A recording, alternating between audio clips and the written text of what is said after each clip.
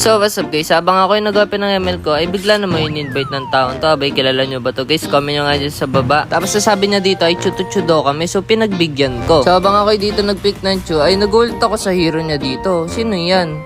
Julian.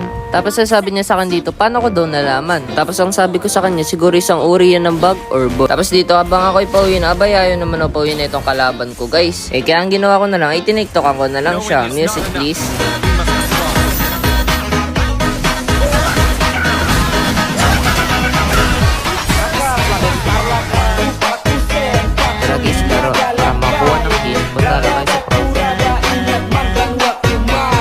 Tapos sabi niya dito, buti daw nakapag-recall pa siya. So habang naglalakad ako dito, ay may lumabas sa bush. Syempre dahil nakapag-recall ka kanina, ngayon sinisigurado ko hindi na makapag-recall ulit.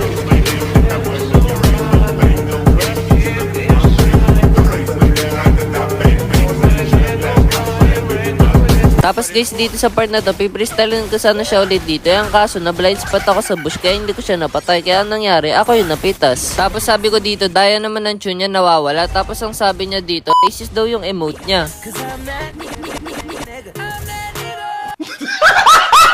Tapos dito, nahirapan na ako mag-dip kasi ang dami minions. Tapos ang sabi niya dito, dadagdagan niya daw.